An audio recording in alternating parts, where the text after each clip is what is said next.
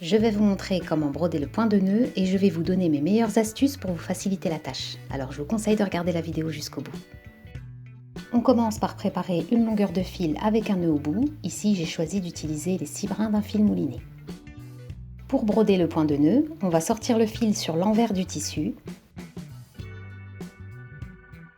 Et en maintenant le fil toujours tendu, mais de façon raisonnable, on va utiliser cette tension pour enrouler le fil autour de l'aiguille 2 ou 3 fois.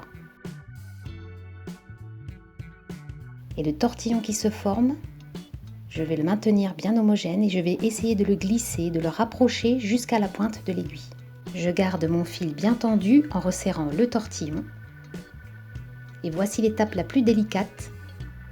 Je dois repiquer mon aiguille dans le trou de départ ou tout près, tout en gardant le fil bien tendu. Et pour finir, je tire l'aiguille pour former le nœud. Ensuite, ma première astuce, c'est de former un nœud d'arrêt après chaque point de nœud si vous brodez un motif qui n'en contient que quelques-uns. Ça vous évitera de devoir découdre toute une série de points parce qu'un de ces nœuds n'a pas voulu être coopératif pendant sa réalisation. Et ça arrive souvent.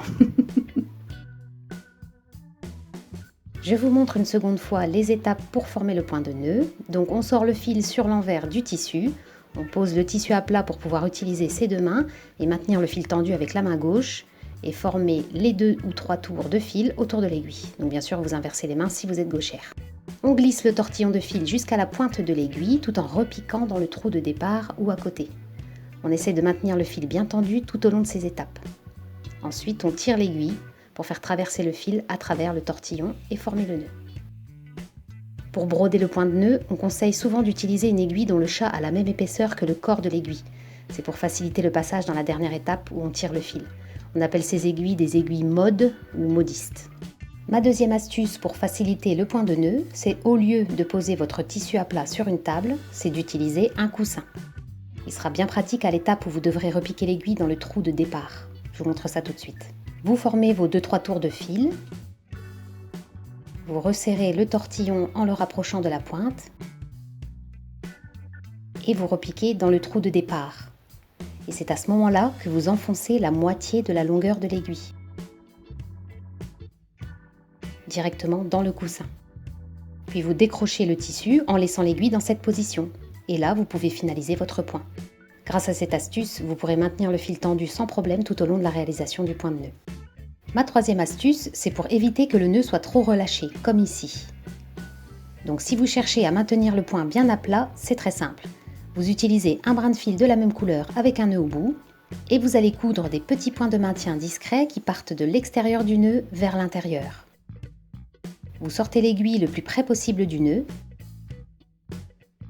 et vous la repiquez à l'intérieur. Vous faites la même chose là où vous considérez que c'est nécessaire pour maintenir le nœud à plat. Dans mon cas, j'ai cousu 3 points de maintien. Je clôture ces points avec un double nœud d'arrêt pour sécuriser le brin de fil. Et mon nœud ne craindra plus les frottements éventuels, contrairement aux autres. La quatrième astuce consiste à utiliser une pince de ce type. Je vous explique. Et je vais en profiter pour vous montrer le rendu du point de nœud en fonction du nombre de brins. Je commence avec un brin de fil et j'utilise mon petit coussin comme je vous l'ai montré précédemment dans la vidéo. Bon, je ne vais pas vous montrer toutes les étapes à chaque fois, je vais aller directement au moment où je dois faire intervenir ma pince. Donc vous l'aurez compris, c'est à cette étape où on a souvent des difficultés à tirer l'aiguille pour former le nœud. Donc en utilisant ce type de pince à bec avec des petites stries antidérapantes, on peut décupler sa force et sortir l'aiguille même si on a trop tendu le fil pendant la formation du point. On fait la même chose pour chaque point.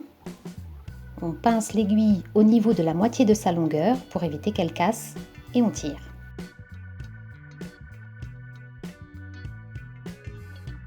J'accélère un peu la vidéo pour vous montrer que les points formés avec 2 ou 3 brins n'ont pas beaucoup de différence de taille. Et bien sûr, vous adaptez votre aiguille en fonction du nombre de brins de fil. À partir de 4 brins, on commence à avoir une vraie différence de taille. Je dois à nouveau changer mon aiguille. À partir de 5 brins, j'ai dû utiliser une aiguille à tapisserie. Je n'ai pas trouvé d'aiguille mode avec un grand chat. Donc si vous avez un bon plan, je suis preneuse en commentaire.